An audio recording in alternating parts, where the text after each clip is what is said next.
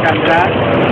Saya sudah jelaskan 2 kali pertemuan saya dengan Andi Raharja yang melibatkan kasus apa saja yang dikenakan, dan saya juga menghormati etik.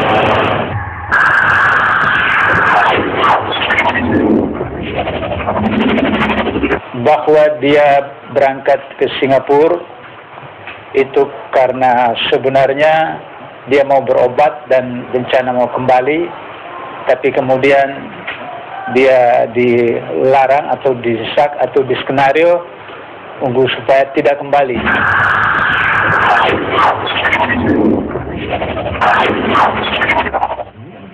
Bola panas, kasus suap yang melibatkan mantan Bendahara Umum Partai Demokrat Muhammad Nazarudin menggelinding semakin liar. Pengacara Nazarudin Oce Kaligis secara terbuka menuding Ketua Komite Etik KPK Abdullah Heha Mahua memiliki agenda untuk melindungi oknum pimpinan KPK. Pernyataan mengatakan Nazarudin bohong. Saya sudah melihat bahwa ada agenda tersendiri daripada Abdullah untuk tidak membongkar kebenaran sesungguhnya. Sepenggal tudingan pengacara Nazarudin, Oce Kaligis seolah menandai dimulainya babak baru kasus suap yang melibatkan mantan Bendahara Partai Demokrat Muhammad Nazarudin. Oce secara terang-terangan menyebut Ketua Komite Etik KPK Abdullah Heha Mahua memiliki agenda tersendiri untuk melindungi oknum pimpinan KPK. Tak sekedar menuding, pengacara kawakan itu membeberkan sejumlah kejanggalan yang menurutnya telah dilakukan oleh Ketua Komite Etik KPK.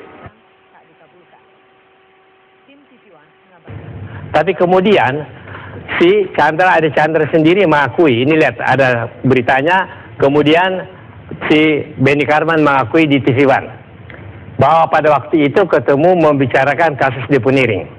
Kalau menurut Abdullah, anggota KPK itu nggak bisa ketemu untuk membicarakan katakanlah kasus, karena itu melanggar SOP daripada KPK. Itu menurut dari Abdullah sendiri. Sampai satu waktu Abdullah sendiri tidak mau duduk bersama saya di sini karena itu melanggar SOP. Sekarang udah 2 saksi yang mengatakan bahwa memang Nazarudin ketemu di rumahnya atas sponsor dari Anas. Benny Karman juga sudah mengakui di depan Jakarta Lawyers Club bahwa ada pertemuan di rumahnya membicarakan kasus deponering atau bukan. Ya. Apakah itu tidak melanggar SOP? Menurut Oce, seharusnya pengakuan Chandra dan Benny Kaharman bahwa pernah ada pertemuan dengan Nazarudin untuk membahas suatu kasus hukum sudah cukup menunjukkan ada pelanggaran kode etik yang dilakukan oleh pimpinan KPK, Chandra Hamzah.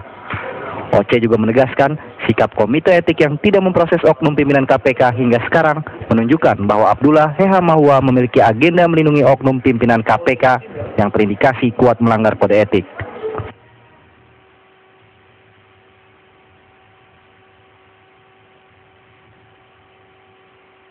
Proses penyitaan barang-barang milik Nazarudin saat berada di Kolombia juga dipersoalkan oleh Oce Kaligis. Dalam berita acara tersebut tidak terdapat tanda tangan Nazarudin sebagai pemilik barang yang disita. Kemarin kan ditanya dulu, apakah yang barang-barang yang diambil di Bogota itu dibikin berita acara? Dia bilang tidak, itu dulu. Karena di dalam itu ada yang hilang, toh? Itu dulu. Kita mulai dari situ. Si Abdullah mesti buka ini. Soal berita acara barang-barang yang dari Bogota itu kan sudah dibikin berita acaranya antara KPK yang tim penjemput di sana dengan pihak duta besar. Itu sudah ada. Itu kan bukan milik duta besar. Anda lihat pasal 129 dong. Bukan. Tadi kan Anda mengatakan berita acaranya, penyitaan barang itu ada, Pak. Saya ada kopiannya berita aja. Ya, Anda salah. Itu dia disita dari Nazarudin atau bukan? Anda nggak tahu hukum acara sih. Pak Oce, barang itu dititipkan oleh Nazarudin seperti itu ya? Bukan dititipkan, mesti dikembalikan, mestinya diambil dari bagaimana kalau dihilangkan, dirampas. Mesti kan ditandatangani, ini barang-barang saya. Anda nggak tahu, itu kejahatan jabatan loh. Pak Oce, ada barang yang hilang dari sana? Pasti ada. Kenapa pasti ada barang yang hilang dari sana? Ada. Kalau nggak salah Pak Benny sendiri yang... Namun Ketua Komite Etik KPK Abdullah Heha Mahua memiliki pendapatnya sendiri terkait dengan proses pemeriksaan dugaan pelanggaran kode etik. Dulu kira-kira hari apa waktu? Memang ada pertemuan di rumah Saudara Nazarudin yang dihadiri oleh beberapa orang, dan kemudian terjadi pembicaraan baik tentang masalah KPK, masalah kasus atau masalah-masalah yang lain. Yang di rumah Nazarudin 2 kali di luar, dan 1 kali di kantor KPK. Tapi di kantor KPK ini kita sudah cek ajudan, sudah cek daftar, itu tidak ada. Tapi kita akan nanti konfirmasi sekali lagi. Karena di lantai 3 di luar masuk. Demokrat dituding, kemudian KPK juga dituding bermain mata. Komite etik ini juga dituding. Komite etiknya juga tidak dipercayai. Kita saat ini akan melanjutkan kembali perbincangan. Sudah ada tambahan 1 orang narasumber, tadi sudah kami perkenalkan. Di Yogyakarta sudah bergabung Mas Zainal Arifin, Ketua Pukat UGM. Mas Zainal, kita ingin coba dapat pandangan yang lebih netral, terlepas dari anggota dewan dan juga partai begitu ya. Kita berharap KPK bisa menuntaskan kasus Nazarudin. Tetapi hingga saat ini pun belum ada anggota dari Partai Demokrat yang ditunjuk-tunjuk oleh Nazarudin yang diperiksa. Dan saat ini pun Komite Etik KPK dituding oleh Nazarudin dan pengacaranya turut bermain mata melindungi oknum KPK yang terlibat. Anda melihatnya bagaimana? Apakah memang sudah diragukan integritas dari Komite Etik KPK dan turut dalam skenario yang dibuat agar Nazarudin kasusnya berhenti sampai di Nazar saja? Iya, bagi saya kan kita harus menyapih secara rapih nih. Jadi dipisahkan antara proses hukum yang terjadi di KPK dengan proses pelanggaran, dugaan pelanggaran etik yang terjadi di Komite Etik yang diselesaikan oleh Komite Etik. Kalau yang barangkali proses persidangannya itu kan ada hukum acaranya, bla bla dan sebagainya. Dan saya percaya proses ini kan sedang berjalan. Apakah KPK lambat? Bisa iya, bisa tidak. Soalnya kan Nazarudin sendiri tidak mau bicara untuk ini. Nazarudin sendiri yang salah satu keterangannya cukup penting, walaupun bukan segalanya, itu kemudian tidak ingin berbicara apa-apa. Nah, artinya kan KPK terpaksa harus berpikir kreatif. Dalam bayangan saya ya, KPK terpaksa harus berpikir kreatif, memutar dan lain sebagainya, mengambil jalan lain sehingga kemudian bisa mengejar perkara ini. Apakah bisa wasting time? Apakah kemudian bisa menyita waktu yang lebih lama? Perjalanan akan lebih panjang, bisa jadi. Karena kemudian Nazar tidak berkolaborasi sama sekali. Dan ya itu silahkan bagi saya Nazar, karena nanti kemudian di persidangan akan diperberat sendiri karena dia sama sekali tidak mau bekerja sama. Nah, yang kedua di Komite Etik. Nah, Komite Etik ini kan saya ingin mengatakan bahwa sulit untuk mengatakan Komite Etik adalah KPK. Karena Komite Etik itu sebahagian besar orangnya adalah orang internal. Orang eksternal maksud saya, bukan orang-orang internal KPK. Jadi pun ketika Abdullah Hehamahua dianggap atau dianggap tercemar atau dianggap lebih banyak berpihak kepada orang KPK, saya yakin ada orang eksternalnya yang seharusnya bisa mengimbangi. Nah, proses inilah yang harus kita lihat secara detail dan jeli. Proses hukumnya ini berjalan. Saya orang yang percaya bahwa KPK akan segera memeriksa orang-orang tertentu. Dalam bayangan saya Angelina Sondah rasanya akan segera bisa diperiksa. Bung Zainal, beberapa nama-nama lain. Ya, Bung Zainal, tadi tampaknya kurang sepaham dengan apa yang Anda katakan tadi. Anda mengatakan bahwa harus dipisahkan baik-baik. Bagaimana bisa dipisahkan kalau memang ternyata tersangka kasus Wisma Atlet ini, seorang Nazarudin ini yang diperiksa oleh KPK, ternyata sebelum ada kasus ini pun sudah bermain dengan pimpinan KPK, dalam hal ini sudah melakukan pertemuan dengan pimpinan-pimpinan KPK. Yang saat ini memang sudah terindikasi kuat bahwa memang terjadi pertemuan itu. Karena berdasarkan pengakuan, semuanya mengakui ada pertemuan itu. Nah, sekarang kan benang merahnya bagaimana bisa fokus memeriksa Nazarudin, sementara pimpinannya saja juga bermasalah gitu. Bahwa case-nya berbeda, bahwa case-nya agak mirip, iya. Tetapi bahwa dia adalah 2 proses yang berbeda, iya. Harus kita pahami, proses hukum, proses penyidikan, proses apa, bla bla dan sebagainya, itu berjalan sebagai sebuah proses penyelidikan. KPK ada di sana, penyidik ada di sana, proses internal KPK kemudian berjalan untuk mendorong itu. Nah, Komite Etik itu adalah Komite Etik yang dalam upaya membongkar dugaan pelanggaran kode etik. Tidak ada pelanggaran, bukan pelanggaran hukum di sana, pelanggaran hukum dalam kaitannya kasus korupsi dan lain sebagainya. Bahwa ada keterkaitan bisa jadi, tetapi bahwa dia adalah 2 proses yang berbeda pada 2 ranah yang berbeda, iya. Ruang tandingnya pun berbeda karena Komite Etik kemudian dikerjakan oleh Ada orang internal dan banyak orang eksternal. Dan proses ini sedang berjalan. Nah, saya membayangkan, kalaupun kemudian orang meragukan proses komite etik, ya silahkan kemudian ditagihkan kepada orang-orang eksternal. Karena yang mayoritas kan sebenarnya orang eksternal di situ. Kenapa kemudian mengatakan bahwa orang internal yang kemudian menguasai komite etik? Padahal kan ada banyak orang di situ dengan kapasitas, kemampuan bicara yang sama. Ya. Mungkin barangkali karena kebetulan media mewawancarai satu atau dua di antaranya. Tapi kalau kemudian, dan memang catatan untuk komite etik barangkali untuk lebih rapih menyimpulkan sesuatu. Saya berharap bahwa komite etik tidak perlu terlalu dalam tanda kutip ember lah ya. Tidak perlu terlalu banyak bicara, tidak perlu terlalu ini. Proses itu harus diselesaikan dulu. Proses pemeriksaan sampai di mana, baru kemudian memberikan keterangan pers.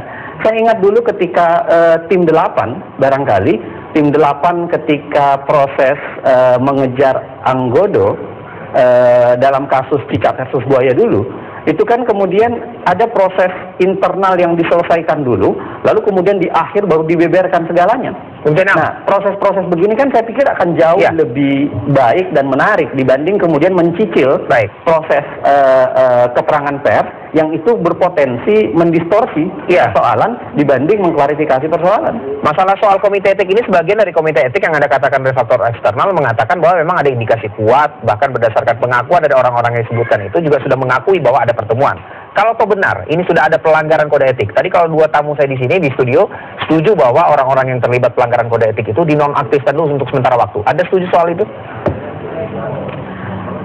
Proses penonaktifan kan ada tahapannya lah ya, dan pelanggaran terhadap ketentuan-ketentuan bertemu dengan itu kan ada diatur di pasal selanjutnya. Kalau tidak salah pasal 60-an, kemudian mengatur bagaimana. Nah, apakah harus berhenti? Apakah itu adalah pilihan? Karena kan ketika dia berhenti, bahkan ada ancaman pidananya loh.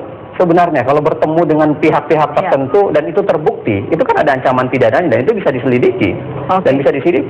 Nah, dalam bayangan saya adalah prosesnya diselesaikan. Tidak dengan mengatakan bahwa 1-2 orang menyimpulkan ada dugaan atau ada indikasi, lalu kemudian keputusan belum final, lalu kemudian diambil. Itu yang saya katakan tadi, komite etik tidak bisa mencicil yang namanya. Mas Zainal, sebagai partner KPK, bisakah DPR di sini utamanya Komisi Hukum mendorong atau menempuh mekanisme tertentu agar orang-orang yang selama ini dituding oleh Nazarudin dan sama sekali belum pernah diperiksa oleh KPK bisa segera menjalani pemeriksaan agar segera clear begitu masalahnya? Apakah memang terlibat atau tidak? Karena kalau kita hanya menunggu KPK, nampaknya entah kapan akan dipanggil. Belum ada kejelasan. Saya termasuk orang yang tidak terlalu senang dengan DPR mencampuri semua hal. Karena DPR terlalu banyak mencampuri semua hal. Mulai dari tetek bengek A sampai tetek bengek B sampai Z kemudian dicampuri oleh DPR. Kita harus ingat loh, DPR ini terlalu banyak mencampuri sehingga tugas utamanya itu keteter betul. Proses undang-undang berantakan dan lain sebagainya banyak yang berantakan. Nah, bagi saya begini, bahwa ada dorongan kepada KPK untuk percepatan, silahkan. Tetapi kalau kemudian mencampuri proses internal KPK atau mencampuri proses internal komite etik yang sedang berjalan, menurut saya keliru. Karena tidak ada kewenangan DPR untuk melakukan itu. Nah, yang kita ingin katakan sesungguhnya, kita dorong dong. Kita dorong untuk diselesaikan. Ya. Terakhir, ini DPR tidak boleh terlalu dalam atau banyak ikut mencampuri urusan dari KPK. Barangkali Pak Zainal ini nggak membaca pasal 20A Konstitusi kita, Undang-Undang Dasar 45. Di situ jelas salah satu tugas DPR adalah fungsi pengawasan.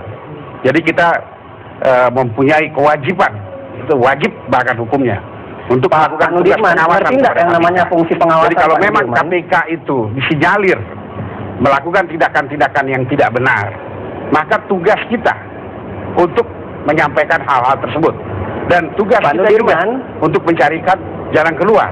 Coba, karena itu menurut hemat saya, dengan adanya pasal 20A tersebut, justru fungsi dari Komisi 3 DPR itu harus dijalankan. Kalau tidak dijalankan, itu yang berdosa.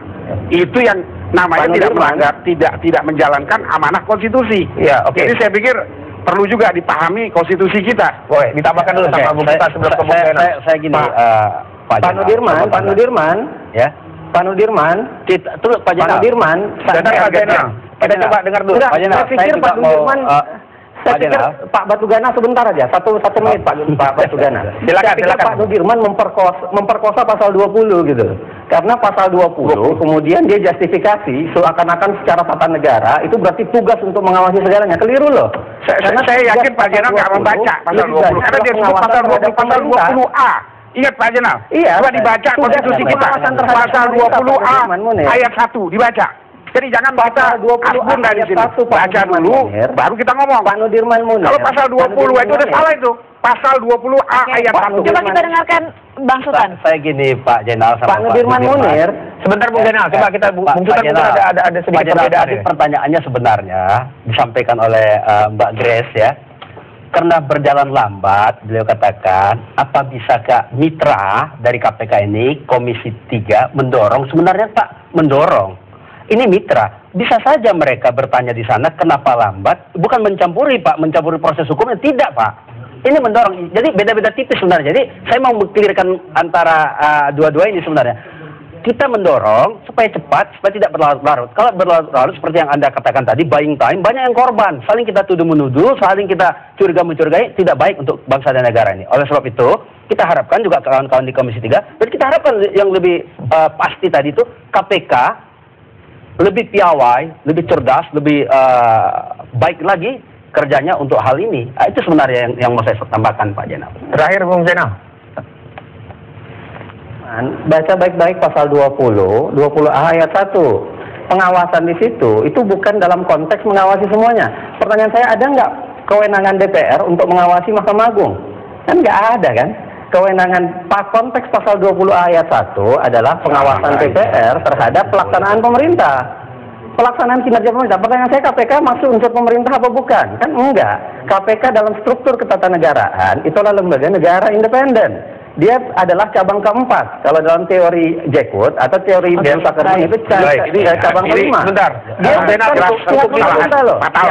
Jadi kalaupun Anda mau mengawasi, Anda salah alamat mengawasi DPR. Kita sudah berbeda topik lagi, Bung Zainal. Kita akan bahas itu lebih panjang lagi di lain kesempatan. Soal bagaimana pengawasan dari Komisi 3. Bagaimana pengawasan DPR itu sesungguhnya, dan juga nanti kita akan undang Anda juga Bung Zainal. Dan terakhir ini Bung Sultan, Demokrat bagaimana nih selalu ada di dalam kaitan kasus Nazarudin ini? Ya, otomatis itu akan terbawa karena Pak Nazarudin ini kan mantan bendahara umum. Kemudian yang disebut-sebutkannya juga ada beberapa orang-orang kawan-kawan Demokrat. Yang kita inginkan adalah bahwa proses ini biarkan berjalan, dan saya mau menyampaikan seperti yang dikatakan tadi, ketika kami pergi berkomunikasi sama beliau di Singapura sudah diputarkan lagi, dibalikkan lagi beritanya seolah-olah kami merekayasa supaya dia tidak kembali. Ini yang saya mau bantah, itu tidak benar. Bahkan kita ingin beliau kembali. Nah ini nanti akan terkuat nanti semua itu di pengadilan. Terima kasih, Bukan. Terima kasih.